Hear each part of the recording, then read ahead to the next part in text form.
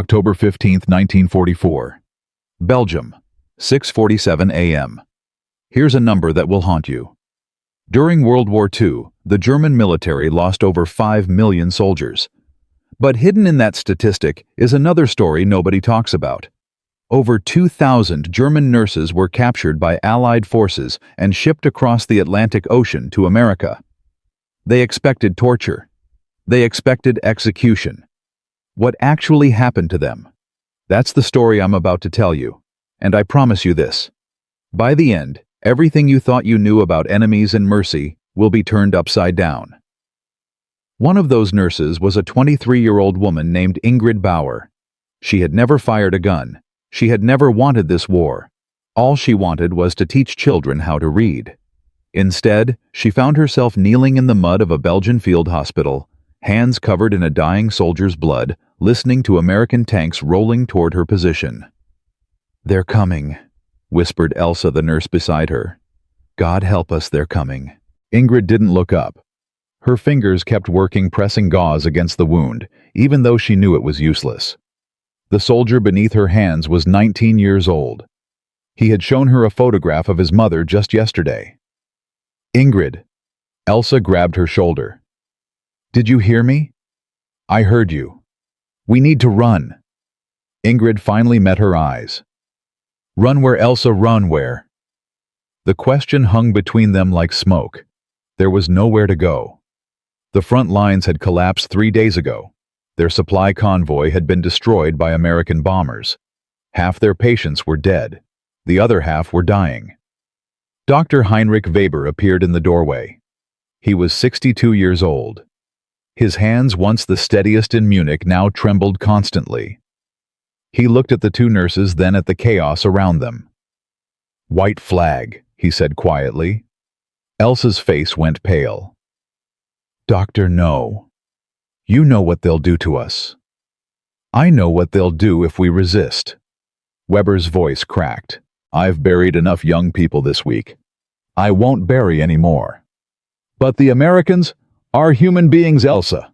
Whatever the propaganda says." He paused. "At least I have to believe that. Otherwise, what was any of this for?" He walked away before either of them could respond. Ingrid watched him go. Her heart was pounding so hard she could feel it in her throat. The propaganda films played in her mind. American soldiers laughing as they tortured prisoners. American officers executing medics without trial. American camps where Germans disappeared and never returned. She looked down at her hands. They were shaking. The soldier beneath her had stopped breathing. The American tanks arrived at 7:23 a.m. Ingrid heard them before she saw them. The grinding of treads, the shouts in English, the crack of a single gunshot somewhere in the distance. She was in the supply tent trying to salvage what little morphine they had left when the canvas flap tore open. An American soldier stood there, young, maybe 25. His rifle was raised, his finger on the trigger. His eyes swept the tent looking for threats. Ingrid froze. The morphine vial slipped from her fingers and shattered on the ground. For 3 seconds, neither of them moved. Then the soldier's eyes locked onto her Red Cross armband. His expression shifted. Not softer exactly, but different. "Nurse," he asked. Ingrid's English was limited, but she understood that word. She nodded slowly, not trusting her voice. The soldier lowered his rifle. Not all the way, but enough. "Stay here," he said. "Don't move." He disappeared back through the flap. Ingrid stood alone in the tent, glass shards and morphine pooling around her feet, trying to remember how to breathe. Outside, the surrender happened quickly. Dr. Weber had gathered the surviving staff in the courtyard.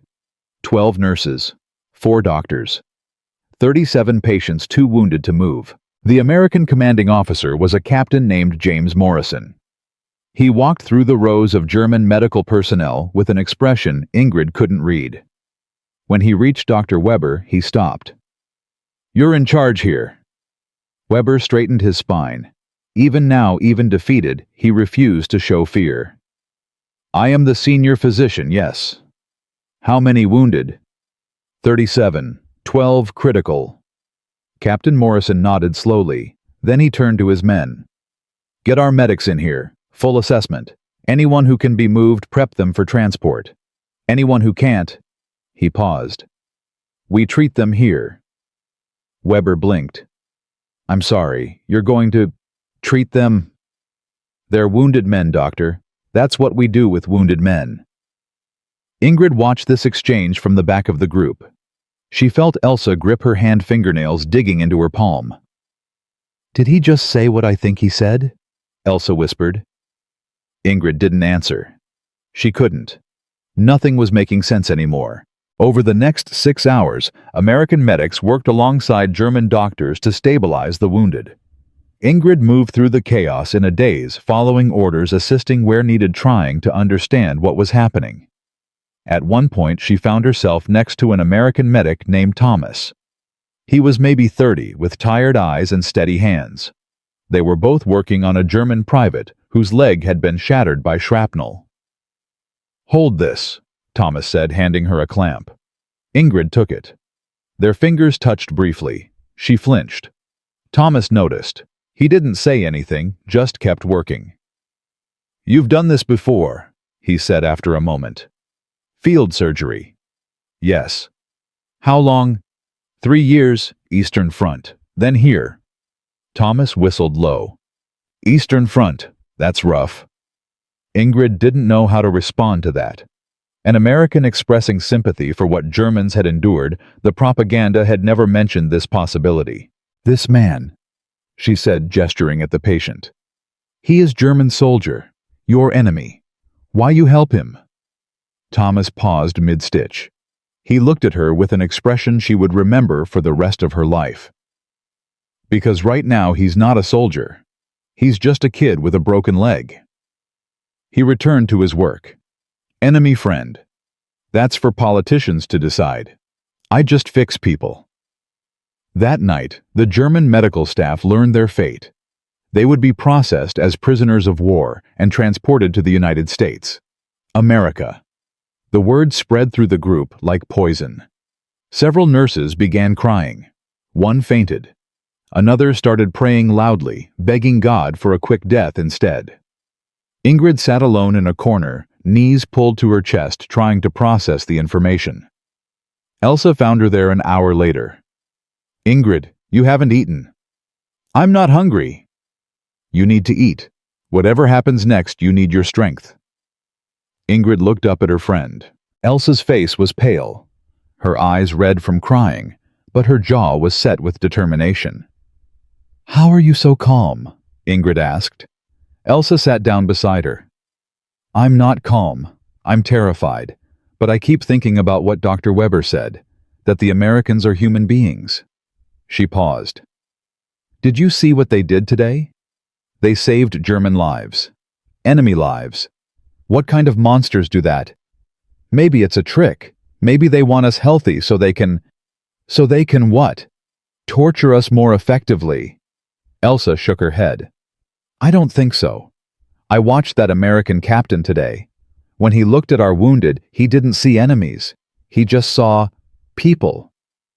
Ingrid wanted to believe her. God, she wanted to believe her. But years of conditioning were hard to shake. What if you're wrong? Elsa took her hand. Then at least we'll face it together. The transport ship was called the USS Mercy. The irony of the name was not lost on anyone. The crossing took 11 days. 11 days of gray water, cramped quarters, and fear that hummed constantly beneath everything like electricity. The German nurses were housed in a section of the lower deck. They slept in bunks stacked 3 high. They ate in shifts. They were allowed on deck for 1 hour each afternoon, always under guard. Ingrid spent most of her time observing, watching the American sailors, listening to their conversations, trying to understand these people who were supposed to be monsters. What she saw confused her. They laughed. They complained about the food. They played cards and wrote letters and talked about girls back home. One young sailor spent every free moment sketching in a notebook. Another carried a photograph of his dog everywhere he went. They were just people. On the 5th night, a storm hit. The ship pitched violently, throwing bodies and belongings across the narrow corridors. In the chaos, a nurse named Margaret fell and cracked her head against a metal beam. Ingrid was at her side in seconds. Blood was pouring from the wound. Margaret was conscious but disoriented, mumbling in German. "I need bandages," Ingrid shouted. "Someone help me." Running footsteps. An American medic appeared, first aid kit already open. "Move aside," he said. "Let me see. I can handle it. She's my—" "I know, but I have better supplies. Work with me." For a moment, Ingrid hesitated. Then she nodded. They worked together in the swaying corridor, bracing against the walls as the ship rolled. The medic's name was David. He was efficient and calm, talking Ingrid through each step, even though she already knew what to do.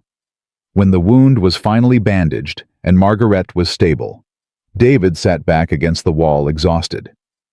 "You're good," he said. "Really good. Where did you train?" "Munich." "Must have been a hell of a program." Ingrid almost laughed. "It was adequate." David smiled. It was a small smile, tired and genuine, and it hit Ingrid like a punch to the stomach. This man had just helped save a German nurse, an enemy, and he was smiling at her like she was just another colleague. "Why?" she heard herself ask.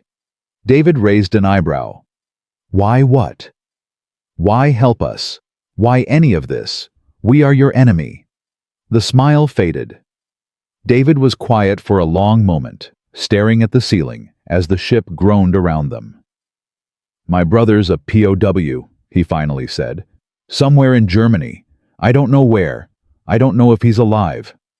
He met her eyes. "But every time I help one of you, I hope. I hope that somewhere, somehow, someone is doing the same for him." Ingrid had no response to that. What could she possibly say? David stood up and collected his kit. "Get some rest," he said. "We dock in 2 days." He walked away, leaving Ingrid alone with Margaret's steady breathing and a feeling in her chest she couldn't name. The American hospital was located somewhere in Ohio. Ingrid never learned the exact location. Security, they said. But the location didn't matter. What mattered was what she saw when she walked through those doors. Clean floors, electric lights, beds with actual mattresses, medicine cabinets full of supplies, penicillin, sulfa drugs, morphine. Things that had been impossible to find in Germany for years. Elsa grabbed Ingrid's arm, her eyes wide. "Are you seeing this?" "I'm seeing it. I don't believe it, but I'm seeing it." The hospital administrator was a woman named Colonel Patricia Hayes. She was 50-something, silver-haired, with eyes that missed nothing. "You are prisoners of war," she told the assembled nurses. "But you are also medical professionals. We need medical professionals. So here's the arrangement. You work. You follow American protocols. You treat patients regardless of nationality. In return, you receive fair treatment, adequate food, and proper quarters." Questions. One nurse raised her hand. "What happens if we refuse?" Colonel Hayes regarded her coolly. "Then you'll be transferred to a standard POW camp. I've heard they're quite unpleasant. Your choice." Nobody refused.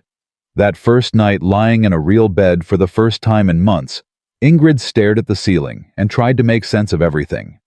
She thought about Thomas the medic who fixed people regardless of politics. She thought about David hoping someone would show his brother the same mercy.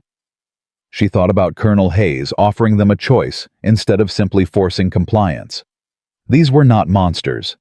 They were not the demons from the propaganda films. They were human beings. Flawed, complicated, sometimes kind, sometimes cold, but undeniably human. And if they were human, what did that make everything Ingrid had been taught to believe? She closed her eyes, but sleep wouldn't come. Too many questions, too much confusion, too many cracks in the foundation of her world. Somewhere down the hall she heard 2 American nurses laughing about something. The sound was so ordinary, so normal, that it made her chest ache. This was only the beginning, she realized. The real challenge was still ahead. Because tomorrow she would start working in the wards. Tomorrow she would be face to face with wounded American soldiers, men who had fought against her country, men who had killed her countrymen. Could she treat them with the same compassion the Americans had shown her? Could she become the kind of person who saw patients instead of enemies? She didn't know. But she was about to find out. In Part 2, Ingrid will face her greatest test. An American soldier whose brother was killed by German forces. A man who has every reason to hate her. A confrontation that will force her to choose between the woman she was raised to be and the woman she might become. The question is simple. Can mercy survive hatred? The answer will shock you. In Part 1, you met Ingrid Bauer, a 23-year-old German nurse captured in Belgium and shipped across the Atlantic to an American military hospital. She expected torture. She expected humiliation. Instead, she found clean beds, hot meals, and Americans who treated her like a human being. But here's what I didn't tell you. Within the first week at that hospital, 3 German nurses requested transfers to standard POW camps. They couldn't handle it. Not the work, not the conditions, the psychological pressure of treating the men who bombed their homeland. One nurse suffered a complete breakdown after a wounded American called her a Nazi murderer.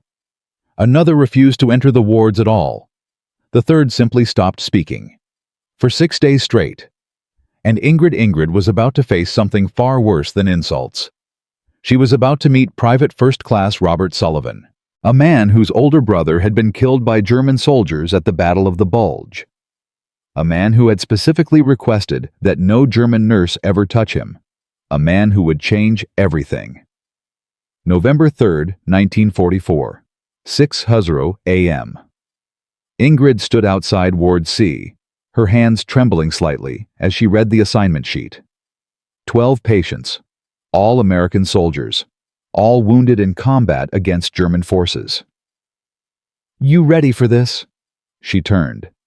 An American nurse named Sarah Mitchell stood behind her clipboard in hand. Sarah was 28 from somewhere called Nebraska, with freckles across her nose and eyes that held no judgment. "I am ready," Ingrid said. The words felt like a lie. Sarah studied her for a moment. "Look, some of these men, they've been through hell. They've lost friends, brothers. They're angry. They're scared. And when they see your uniform, they're going to see the enemy." "I understand." "Do you—" Sarah stepped closer. "Private Sullivan in bed 7. His brother died 3 weeks ago. German sniper. Tommy was 20 years old." She paused. "Robert hasn't slept more than 2 hours a night since he got the news. He refuses medication. He refuses to eat. And he's made it very clear that he wants nothing to do with German nurses." Ingrid's stomach tightened. "Then why am I assigned to him?" Sarah's expression softened.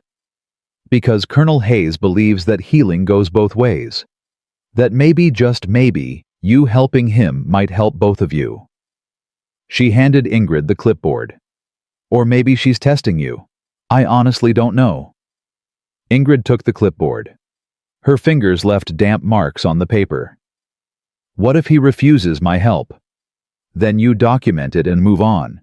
You can't force someone to accept care." Sarah turned toward the ward.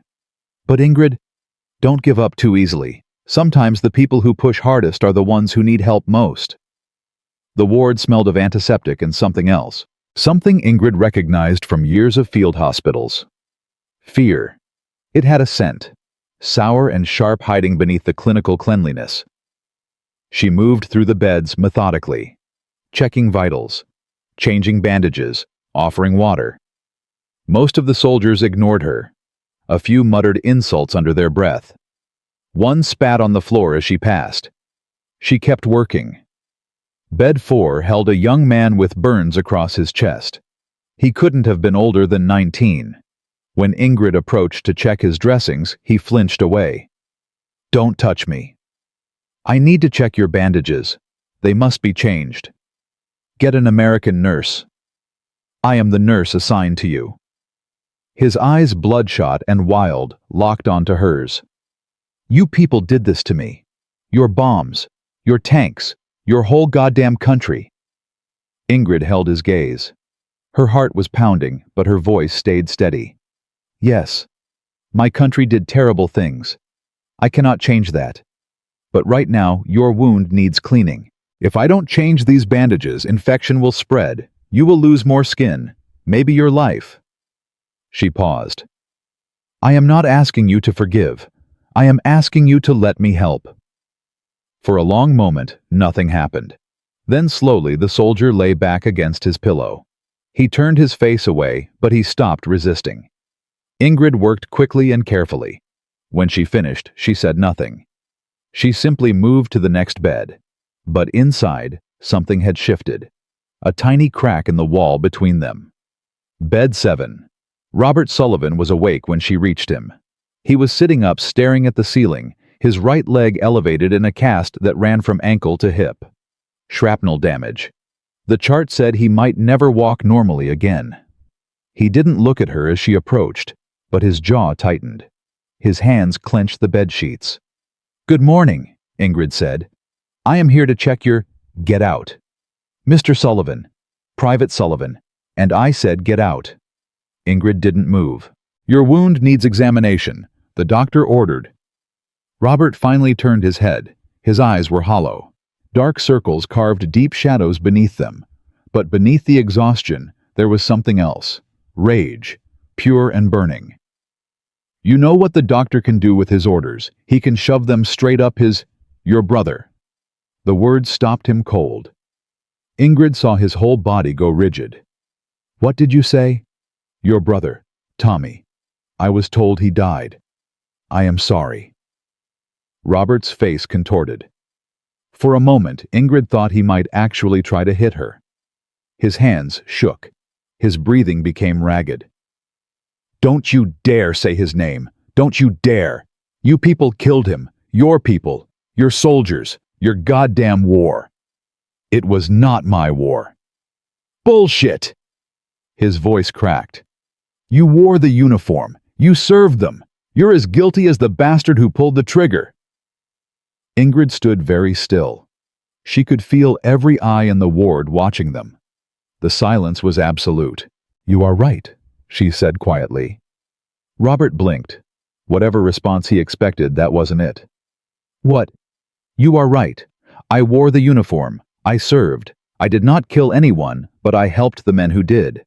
I bandaged their wounds so they could return to battle. I am complicit. The word felt like broken glass in her mouth. I cannot undo that. I cannot bring your brother back. I cannot make any of this right. She took a breath. But I can change bandages. I can check for infection. I can bring you water when you are thirsty. These small things, they are all I have. Robert stared at her. The rage was still there, but something else flickered behind it. Confusion.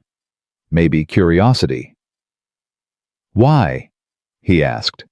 Why do you even care? Ingrid thought about the question. Really thought about it. Because 3 weeks ago, an American medic helped save a German nurse during a storm. She was injured. She was the enemy. He helped anyway. She paused.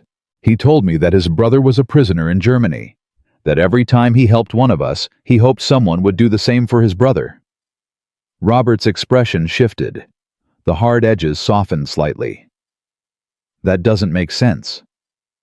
No, it doesn't. But perhaps sense is not the point. For 37 seconds, neither of them spoke. Ingrid counted.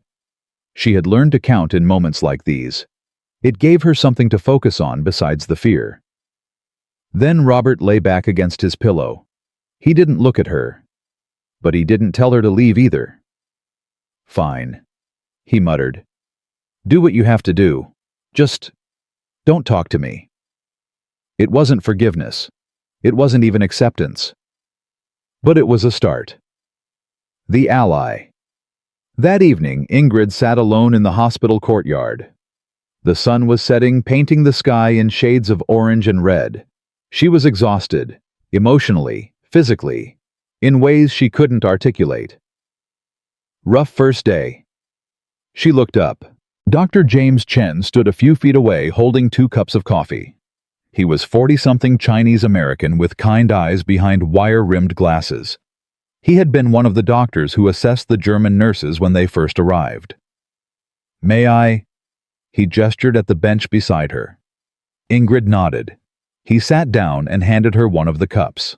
The coffee was hot and bitter and perfect. "I heard about Sullivan," he said. Ingrid tensed. "I followed protocol. I documented his refusal and— Relax, you're not in trouble." Chen took a sip of his own coffee. "Actually, I came to thank you."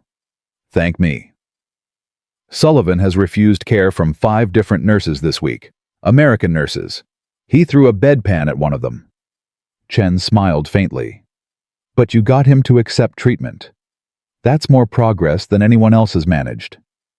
Ingrid shook her head. "He still hates me." "Maybe. Probably. But he let you help.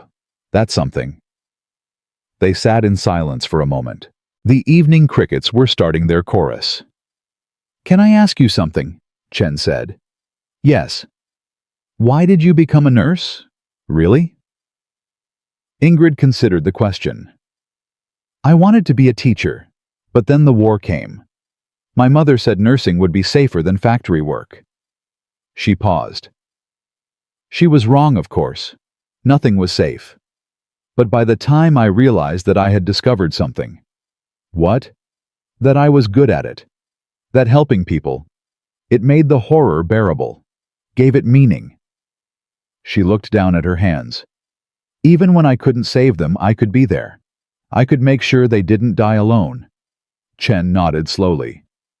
"You know Sullivan's brother Tommy was a medic too. Army. He signed up right after Pearl Harbor because he wanted to help people." He paused. "I think that's why Robert is so angry. It feels like a betrayal. That someone who only wanted to heal could be killed by my people. By war." Chen's voice was gentle but firm. "War kills everyone. Good people, bad people, people who just wanted to help.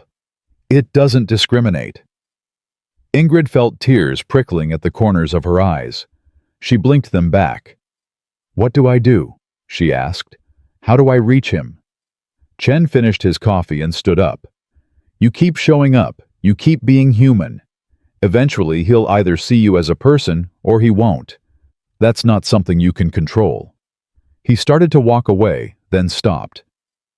"But Ingrid, the fact that you're asking the question, that tells me you're already on the right path." The crisis. 3 days later, everything changed.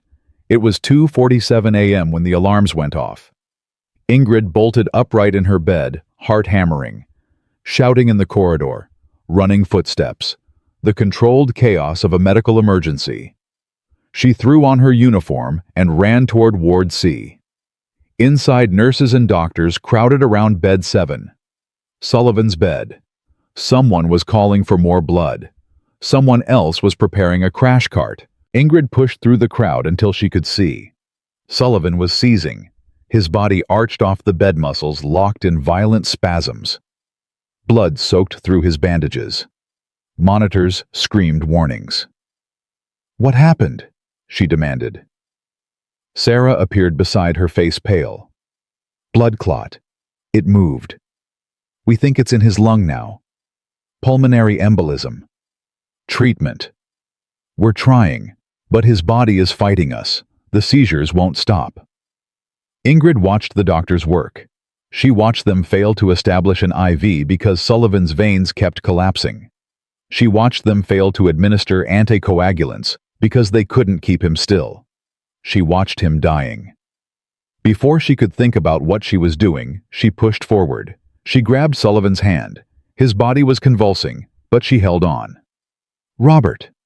Her voice was calm, steady, the voice she used with dying soldiers on the Eastern Front. "Robert, listen to me. You need to fight. You need to stay still so they can help you." The seizure continued, but something changed. His hand, which had been rigid and clenched, began to relax. "Think about Tommy." She leaned closer. Think about your brother. What would he want you to do? Would he want you to give up? Sullivan's eyes flickered. Through the pain and confusion, she saw recognition. That's right. Stay with us. Stay with me. The seizure began to subside. Not completely, but enough. Enough for the doctors to finally get the IV in. Enough for the medication to be administered. Enough. 23 minutes later, Sullivan was stable, weak, still critical, but alive. Dr. Chen found Ingrid in the hallway afterward. She was sitting on the floor, back against the wall, shaking. You saved his life, he said. The doctors saved his life. The doctors couldn't reach him. You did. He crouched down beside her. Whatever you said, whatever you did, it worked. Ingrid shook her head. I just talked to him. Reminded him of his brother. Chen smiled. Sometimes that's exactly what medicine looks like. The turning point. Sullivan woke up the next afternoon. Ingrid was checking his vitals when his eyes opened. For a long moment, they just looked at each other. You stayed, he said. His voice was hoarse, weak. Yes? Why? Ingrid thought about all the reasons she could give. Professional duty, medical ethics, the philosophy of mercy. Instead, she told the truth. Because you remind me of my brother. Sullivan's brow furrowed. Your brother. Heinrich. He was 19 when he was killed. Stalingrad. She paused. He was also a medic. He also just wanted to help people. The silence stretched between them. But it was different now.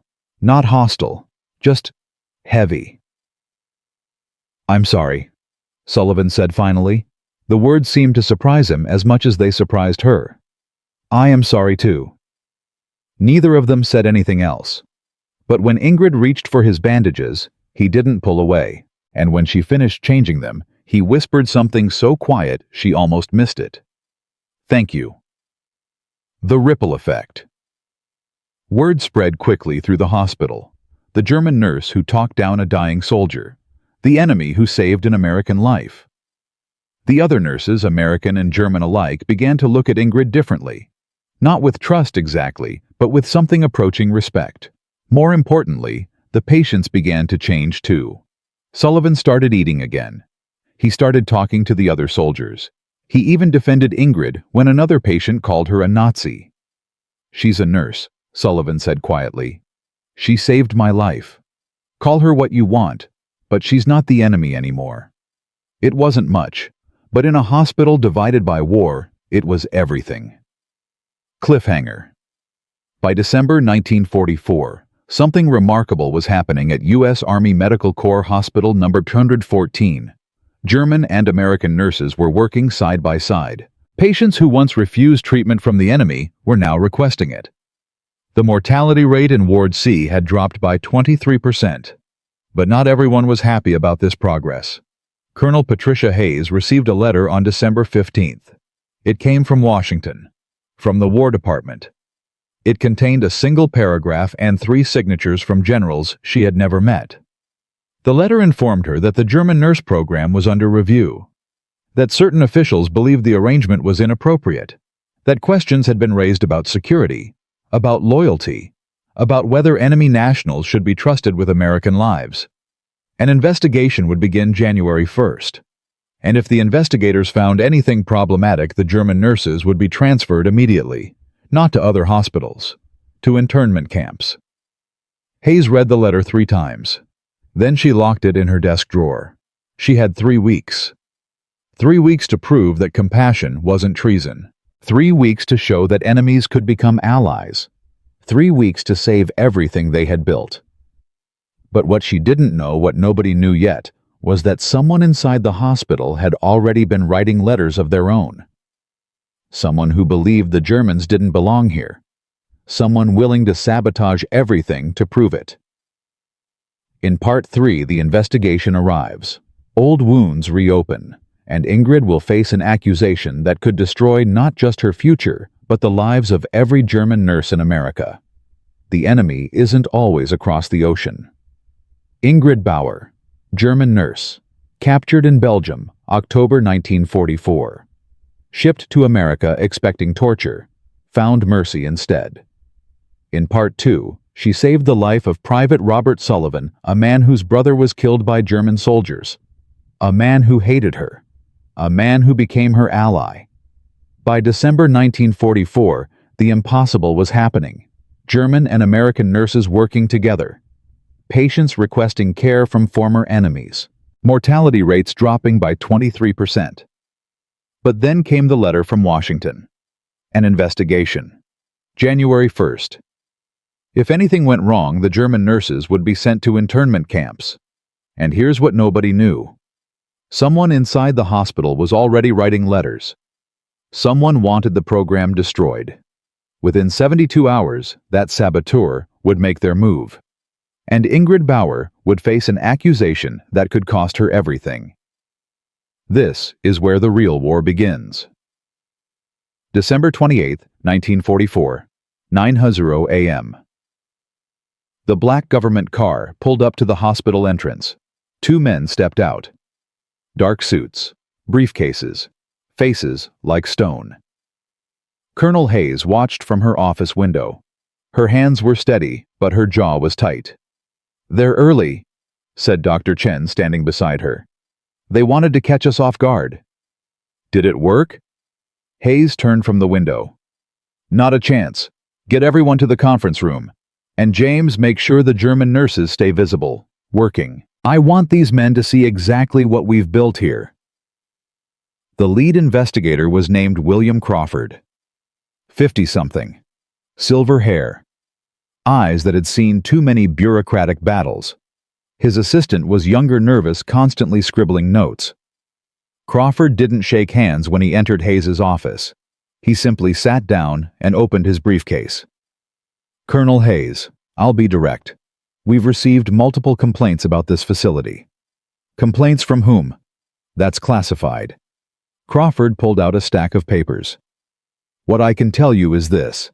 Several sources have raised concerns about security breaches, about German nationals having access to sensitive military personnel, about inappropriate relationships between enemy prisoners and American staff." Hayes felt her blood pressure spike. Inappropriate relationships. Fraternization. Collaboration. Whatever you want to call it. Crawford's voice was flat. "The war isn't over, Colonel. These women are still technically the enemy. These women are medical professionals doing vital work. These women swore oaths to Adolf Hitler." The words hung in the air like poison gas. Hayes leaned forward. "Mr. Crawford, in the past 6 weeks, our German nurses have assisted in over 400 medical procedures. They've helped save 67 American lives. Our infection rates have dropped by 31%. Our patient satisfaction scores have increased by..." Statistics can be manipulated. So can accusations. Crawford's eyes narrowed. "Are you suggesting these complaints are fabricated?" "I'm suggesting that someone has an agenda, and I'd like to know what it is." For a long moment, neither of them spoke. Then Crawford stood up. "I have 3 days to complete my assessment. During that time, I'll be interviewing staff, reviewing records, and observing operations." He paused at the door. "I'd advise you to cooperate fully, Colonel. Your career depends on it." After he left, Chen exhaled slowly. "That went well." Hayes didn't smile. "Find out who's been writing those letters. Someone in this hospital wants us to fail. I want to know who, and I want to know why." December 29th. The interviews began. Crawford spoke with doctors, nurses, orderlies, patients. He asked the same questions over and over. "Have you witnessed any suspicious behavior? Have any German nurses acted inappropriately? Have you seen anything that concerned you?" Most people defended the program. Sullivan, now able to sit up in bed, spoke for 20 minutes about how Ingrid had saved his life. "She's not the enemy," he said firmly. "She's just a nurse. A damn good one." But not everyone agreed. Her name was Margaret Foster, American nurse, 43 years old. She had worked at the hospital for 11 years, and she had lost her son at Normandy. When Crawford interviewed her, she didn't hold back. These German women should be in camps, not hospitals. Every time I see them walking these halls, I think about my boy, my Tommy, 19 years old, killed by people just like them. Have you witnessed any specific misconduct? Margaret hesitated. Then she pulled out a folded piece of paper. I found this in Nurse Bauer's quarters. Last week, I was doing a routine inspection. Crawford unfolded the paper. His eyebrows rose. This appears to be a map of the hospital, with patient rooms marked, American officers, high-value targets. How do you know she drew this? Who else would have? She's been moving through this hospital for weeks, gaining trust, getting access. Margaret's voice cracked with emotion. Don't you see? This is exactly what they do. They pretend to be helpful. They make us trust them, and then they strike. Crawford studied the map for a long moment. Then he looked up. I'll need to speak with Nurse Bauer. Immediately. They brought Ingrid to the conference room at 3:00 p.m. She knew something was wrong the moment she saw Crawford's face, the way he looked at her, not with curiosity anymore, with suspicion, with judgment already made. Nurse Bauer, please sit down. She sat. Her hands were folded in her lap. Her heart was racing, but she kept her expression calm. Crawford slid the map across the table. Do you recognize this? Ingrid looked at it. Her stomach dropped. I have never seen this before. It was found in your quarters. That is impossible. I did not draw this. Then how do you explain its presence? Someone put it there. Someone who wants me gone. Crawford leaned back. That's a convenient explanation. It is the truth. The truth. Crawford's voice hardened. The truth is that you are a German national. You served the Nazi regime. You have access to sensitive areas of this hospital. And now a map showing the locations of American military officers is found in your room. Ingrid felt the walls closing in. This was it. This was the trap she had feared since the moment she arrived. I am a nurse, she said quietly. I heal people. That is all I have ever done. Spies often hide behind innocent professions. I am not a spy. Then prove it. The challenge hung between them. Ingrid realized with sudden clarity that she couldn't prove anything. Her word against a piece of paper. A German's word against American suspicion. She thought about Sullivan. About the night she held his hand while his body seized. About the moment he finally said thank you. She thought about Elsa. About the other German nurses who had worked so hard to prove themselves. All of them would be condemned because of this lie. I cannot prove a negative, she said finally. I can only tell you what I know. Someone in this hospital hates us. Someone wants us gone. And they are willing to lie to make it happen. Crawford studied her for a long moment. His expression was unreadable. You'll remain confined to quarters pending further investigation. Dismissed. December 30th, 2:17 a.m. Ingrid lay awake in her small room. Sleep was impossible. In a few hours, Crawford would make his recommendation. She would be transferred. Imprisoned. Perhaps worse. Everything they had built. Everything they had proven. Gone. A soft knock at the door. Ingrid tensed. Who is it? Sarah, let me in, quickly. She opened the door. Sarah Mitchell slipped inside, closing the door behind her. I know who did it, Sarah whispered. Ingrid's heart stopped. What? Margaret Foster. I've been watching her since the investigation started. Something didn't feel right. Sarah pressed a piece of paper into Ingrid's hand. I found this in her locker, hidden in her Bible. Ingrid unfolded the paper. It was a letter. Addressed to the War Department. The German nurses are a threat to national security. They have infiltrated our hospital. They are gathering intelligence. I have evidence that will prove... The handwriting matched the map perfectly. She planted it, Ingrid breathed. She drew the map and planted it in my room. She lost her son at Normandy. She blames all Germans, every single one. Sarah's voice was tight with anger. She's been writing letters for weeks, trying to get the program shut down.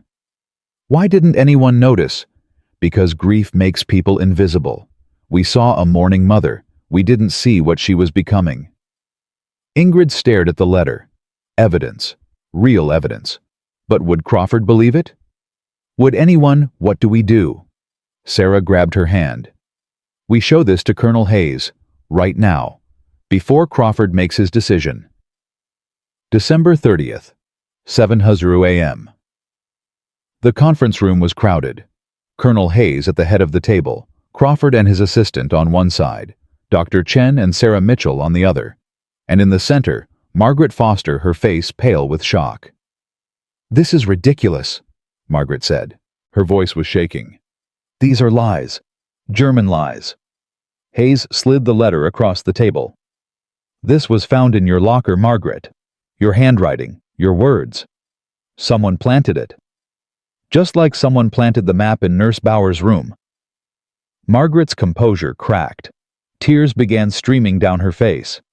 "You don't understand. You don't understand what they took from me. My boy. My beautiful boy. He was only 19. He wanted to be a teacher. And they killed him." The room went silent. "Every day I see those German women walking through this hospital, smiling, laughing, living, while my Tommy rots in a grave somewhere in France." Her voice broke completely. "How is that fair? How is any of this fair?" Hayes spoke gently. "Margaret, I understand your pain. I truly do.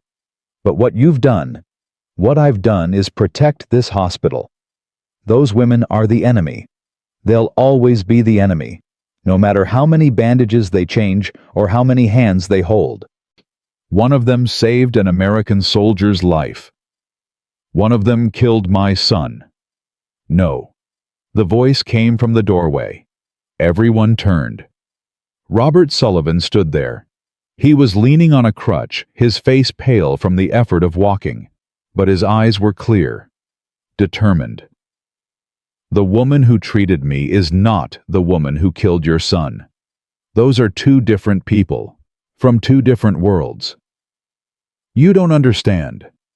I understand better than anyone." Sullivan limped forward. "My brother Tommy died the same way. German sniper. 3 weeks before I met Nurse Bauer." He paused. "I hated her. God, I hated her so much. I wanted her to suffer. I wanted all of them to suffer." Margaret stared at him. "Then why?" "Because she showed me something I didn't want to see. That hatred doesn't bring them back. That revenge doesn't heal anything." Sullivan's voice cracked. "Tommy didn't die so I could become a monster. And I don't think your son did either." The silence stretched for an eternity. Then Margaret's shoulders collapsed. The fight went out of her all at once like air escaping a balloon. "I just miss him so much," she whispered. "I miss him every single day." Hayes rose from her chair. She walked around the table and placed a hand on Margaret's shoulder. "I know. We all do. We all miss someone." Crawford watched all of this in silence. His assistant had stopped taking notes long ago. When the room finally settled, he cleared his throat. "Colonel Hayes, I believe I've seen enough." Everyone tensed. The complaints against this program were fabricated by a grieving woman acting out of personal trauma, not genuine security concerns. He paused. "My report will reflect that the German nurse program is not only legitimate, but valuable. I will recommend its continuation and possible expansion." Hayes let out a breath she didn't know she'd been holding. "Thank you, Mr. Crawford." "Don't thank me. Thank your staff. Thank your patients." He looked at Sullivan. "Thank the people who reminded me why we're fighting this war in the first place." Crawford gathered his papers and stood to leave. At the door he paused. "Colonel, one more thing." "Yes. That German nurse, Bauer. Keep an eye on her." A faint smile crossed his face.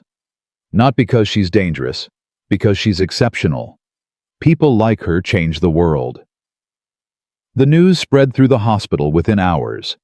The investigation was over. The program was saved. The German nurses could stay. That evening, the staff gathered in the courtyard. Americans and Germans together. Someone had found a radio, and American jazz drifted through the cold December air. Ingrid stood apart from the celebration, watching the stars emerge one by one. Sullivan found her there. "You're not joining the party." "I needed air." He limped over and stood beside her. For a moment, neither spoke. "What happens to Margaret?" Ingrid asked finally. "Psychological evaluation. Medical leave. Hayes is recommending treatment, not punishment." Ingrid nodded slowly. "Good. She is not evil, only broken. Like the rest of us." They stood in comfortable silence. The jazz shifted to something slower, sweeter. "Ingrid." "Yes. Thank you. For everything." She turned to look at him. In the moonlight, his face was different than she remembered. Softer. Younger. The anger that had defined him was fading, replaced by something that looked almost like peace. "You saved me too," she said quietly. "In the conference room. Your words. I meant every one of them." "I know." The music swelled. Somewhere in the distance, church bells began to ring. December 31st had arrived. A new year was coming. "What do you think 1945 will bring?" Sullivan asked. Ingrid looked up at the stars. Thousands of miles away, the war still raged. People were still dying. The world was still burning. But here in this small courtyard, in the middle of America, two former enemies stood side by side, watching the same sky, hoping for the same future. "I think," she said slowly, "it will bring whatever we make of it." By February 1945, everything had changed. The German nurse program expanded to 4 more hospitals. Over 200 German nurses now worked alongside American medical staff.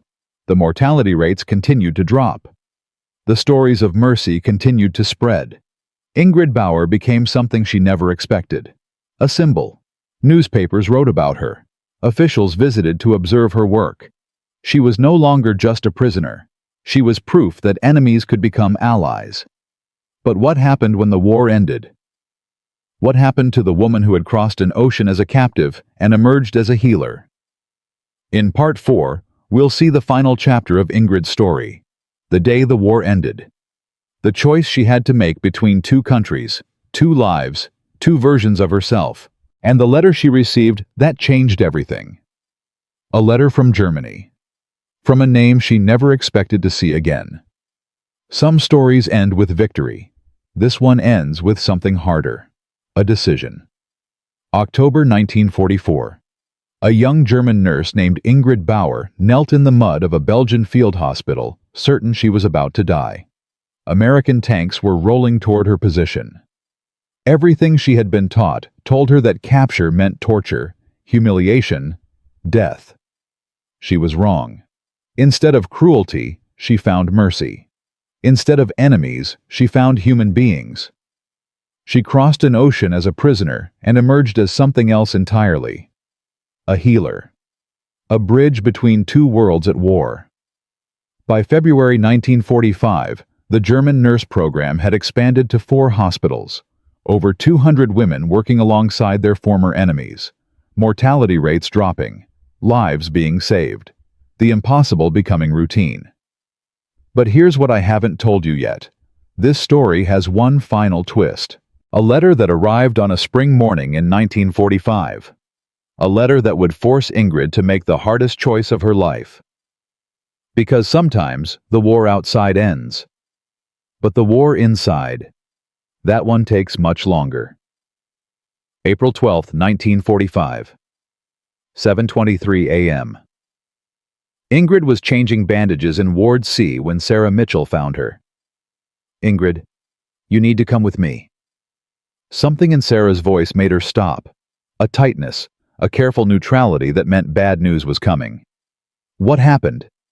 Sarah didn't answer. She just held out an envelope. Ingrid recognized the handwriting immediately. Her hands began to shake. Where did this come from? Red Cross channels. It arrived this morning. Ingrid stared at the envelope. The return address was smudged, barely legible, but she knew exactly where it was from. Munich. Her mother's handwriting. The first word from home in 7 months. She opened it right there in the hallway, unable to wait. The letter was short, just 3 paragraphs, but each word hit like a hammer. My dearest Ingrid, I pray this reaches you. The war will end soon. Everyone knows it. The Americans are coming from the west, the Russians from the east. Berlin will fall within weeks. Your father is dead. He passed 3 months ago. His heart. There was no medicine, no doctors, just me holding his hand in the dark. When this is over, come home. I am alone now. I need you. Germany needs you. Whatever they have done to you in America, please remember who you are. Remember where you belong. Your mother Ingrid read the letter 3 times. Then she folded it carefully and pressed it against her chest. Her father. Gone. The man who taught her to ride a bicycle.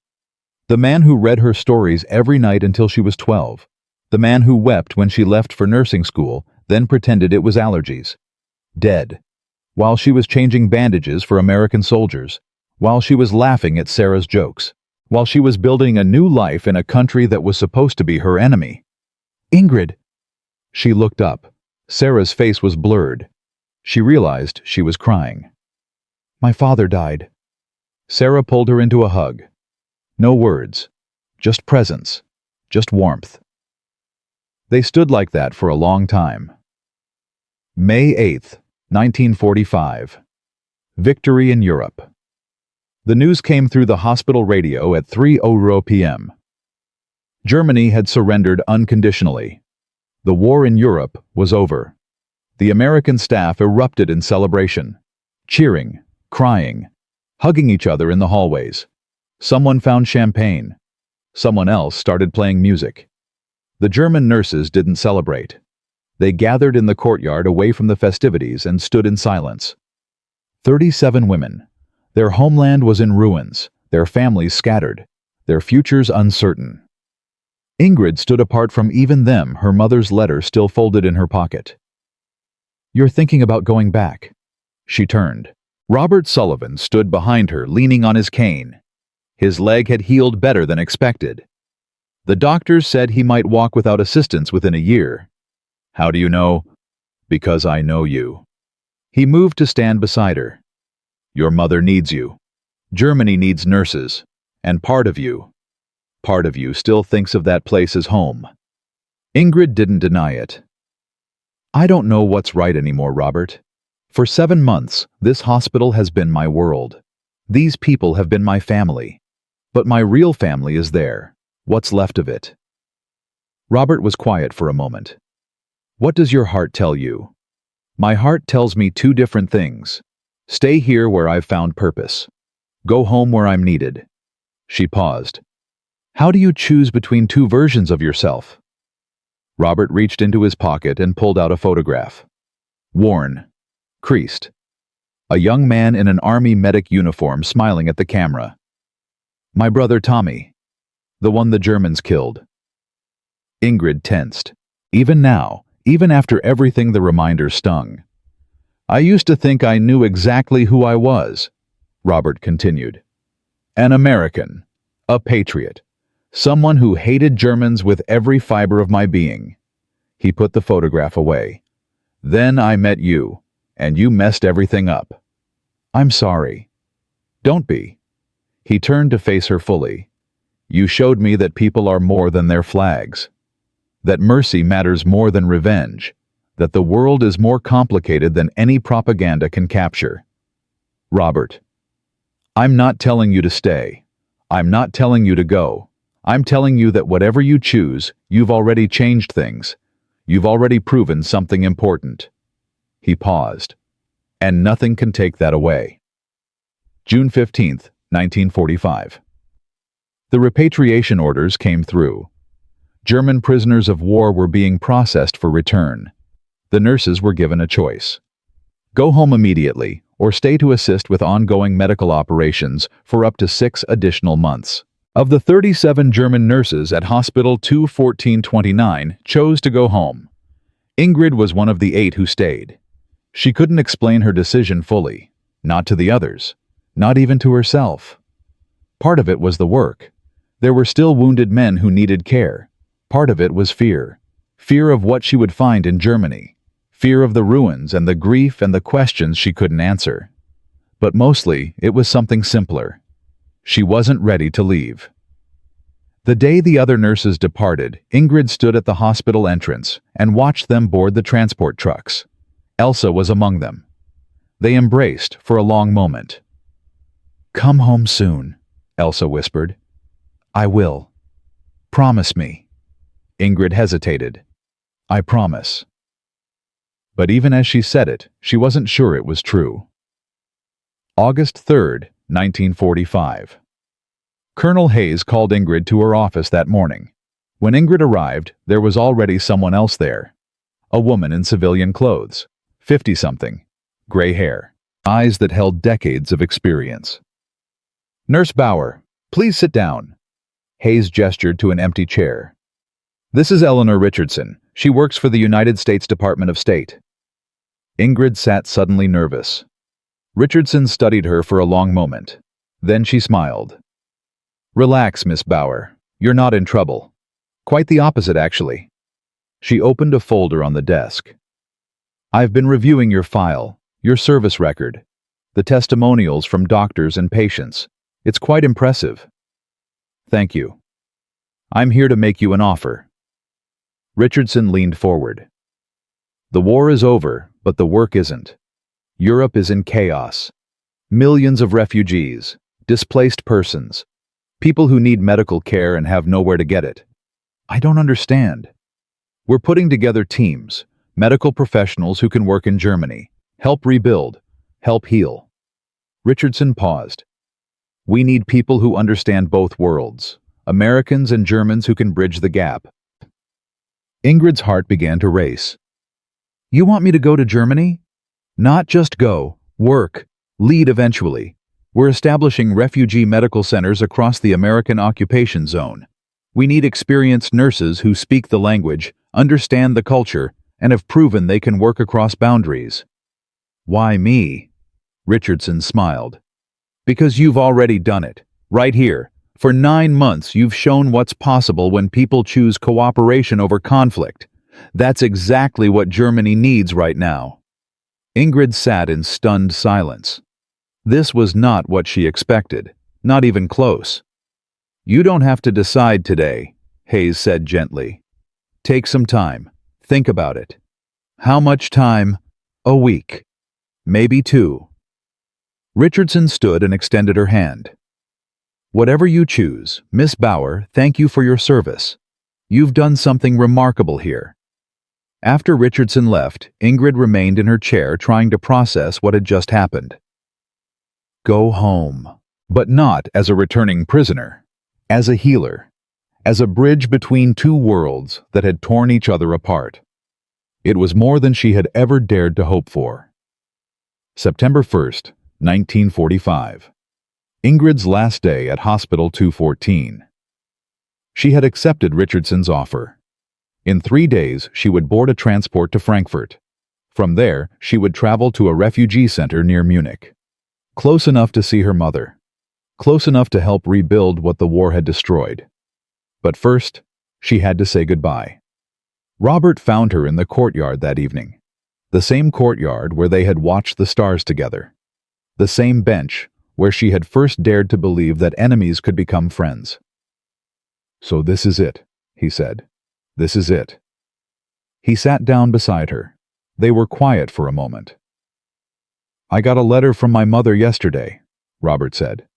"She wants me to come home, get married, have kids, forget any of this ever happened. Will you?" "The married and kids part, maybe, someday." He paused. "The forgetting part, never." Ingrid smiled faintly. "You'll make someone a good husband." "Yeah, well, He shrugged. She'll have to accept that I have strange taste in friends, including a German nurse who saved my life and completely destroyed my worldview. They laughed. It felt good. It felt right.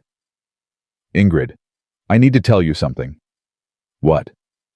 Robert reached into his pocket and pulled out a small object, a dog tag, worn and scratched. This belonged to Tommy, my brother. They sent it to me after he died. He held it out to her. I want you to have it. Ingrid stared at the tag. Robert, I can't. Yes, you can. You need to. His voice was firm but gentle. Every time I look at this, I used to feel rage, hatred, a burning need for revenge. But then you came along. And now when I look at it, I feel something different. What? Hope. He pressed the dog tag into her hand. Tommy was a healer, just like you. He would have wanted his legacy to be about saving lives, not ending them. Robert's eyes were bright with unshed tears. Take this with you to Germany. Let it remind you that healing is possible, even after everything. Ingrid closed her fingers around the metal. It was warm from Robert's hand. I don't know what to say. Say you'll write. Say you'll let me know you're okay. He managed a crooked smile. Say that maybe someday when all this madness is really over, we'll see each other again. Ingrid wiped her eyes. I promise. Good. Robert stood up, leaning on his cane. Now go change the world, Nurse Bauer. It's what you were born to do. What happened to Ingrid Bauer? The records are incomplete. Much was lost in the chaos of post-war Germany. But here's what we know. She arrived in Frankfurt on September 7, 1945. She was assigned to a refugee medical center near Munich. For 3 years, she treated thousands of displaced persons. Germans, Poles, Jews who had survived the camps. Former enemies now, just people who needed help. In 1948, she finally reunited with her mother. Their meeting was documented by a journalist who happened to be visiting the refugee center that day. I watched them embrace, he wrote. 2 women who had lost everything, a father, a husband, a country, and yet somehow they were still standing, still holding on, still believing that tomorrow could be better than yesterday. Ingrid remained in Germany. She never returned to America. But she wrote letters to Sarah Mitchell, to Dr. Chen, to Robert Sullivan. The correspondence continued for decades. In 1962, Robert Sullivan visited Germany for the first time since the war. He was 63 years old, retired, a grandfather. He met Ingrid at a small cafe in Munich. She was 59, gray-haired, still working at a local hospital. They talked for 6 hours, about the war, about the hospital, about the strange miracle that had brought them together. Do you ever regret it? Robert asked. Staying in Germany, not coming back to America. Ingrid thought about the question for a long time. I regret many things, she said finally. But not that choice. I went where I was needed most. I did what I could. What more can any of us do? Robert nodded slowly. Tommy would have liked you, he said. My brother. He would have understood everything you did. Ingrid smiled. She reached into her pocket and pulled out a small object. Tommy Sullivan's dog tag. Worn smooth by years of handling, but still legible. I've carried this every day since you gave it to me, she said. Every time I felt lost. Every time I wondered if any of it mattered. I would hold this and remember. Remember what? That mercy is stronger than hatred. That healing is possible even after the worst destruction. That enemies can become friends if we're brave enough to let them. Here's something most people don't know. In 2003, a historian researching the German POW nurse program discovered a box of documents in the National Archives. Letters, reports, photographs. The complete record of Hospital 214's experiment in wartime mercy. Among those documents was a single page. A recommendation letter. written by Colonel Patricia Hayes in January 1946. The letter nominated Ingrid Bauer for the Army's Meritorious Service Award. It detailed her work, her courage, her role in saving Robert Sullivan's life. It called her one of the finest nurses I have ever had the privilege of working with, regardless of nationality. The award was never given. The nomination was rejected by officials in Washington who felt it was inappropriate to honor an enemy national, even one who had served with distinction. Hayes fought the decision. She wrote letters. She made phone calls.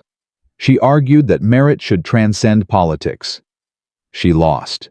The rejection letter is still in the archives, stamped and filed, a bureaucratic decision made by men who never saw what happened in those hospital wards. But here's the thing about mercy. It doesn't need medals. It doesn't need official recognition. It lives in the people it touches. It spreads through stories, through memories, through the quiet ripples of kindness that extend far beyond any single act. Ingrid Bauer died in 1987. She was 84 years old. She had spent 42 years as a nurse. She had trained over 300 young medical professionals. She had touched thousands of lives. Her obituary in the Munich newspaper was 3 paragraphs long. It mentioned her work with refugees. It mentioned her dedication to healing. It didn't mention America. It didn't mention the war. It didn't mention the hospital where everything changed. But the people who knew her, they remembered. So why does this story matter? Because it proves something we desperately need to believe. That enemies are not permanent. That hatred is not inevitable. That even in the darkest moments of human history, mercy can survive. Ingrid Bauer was just a nurse. She didn't command armies. She didn't make policy. She didn't change the course of the war. But she changed the course of lives. Robert Sullivan, the patients she treated, the nurses she worked beside, the refugees she healed in the ruins of Germany. And through them, she changed us. Everyone who hears this story, everyone who pauses to consider what it means. Here are the numbers. During World War II, over 400,000 German prisoners of war were held in America. Among them, approximately 2,000 were women, medical personnel, nurses, healers. Many of them experienced what Ingrid experienced: mercy instead of cruelty, humanity instead of hatred, a country that treated them as people, not monsters. When they returned to Germany, they carried those experiences with them. They told their families, their friends, their children. They planted seeds of reconciliation that would eventually grow into one of history's most remarkable transformations. Germany and America. Once enemies willing to die destroying each other. Now allies, partners, friends. That transformation didn't happen by accident. It happened because of choices. Millions of small choices. By people like Dr. Chen, who saw a colleague instead of an enemy. By people like Robert Sullivan, who chose forgiveness over revenge. By people like Ingrid Bauer, who proved that healing knows no borders. If you've made it this far, thank you. Thank you for spending 90 minutes with this story. Thank you for caring about history. Thank you for believing that the past still has something to teach us.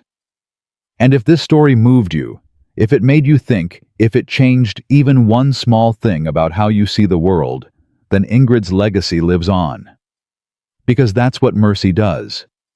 It multiplies. It spreads. It outlasts everything that tries to destroy it. One final thought. In her letters to Robert Sullivan, Ingrid often signed off with the same phrase, a German saying her father taught her as a child. Wer Gutes tut, wird Gutes ernten. Those who do good will harvest good. She spent her entire life proving that was true. And now her story belongs to you.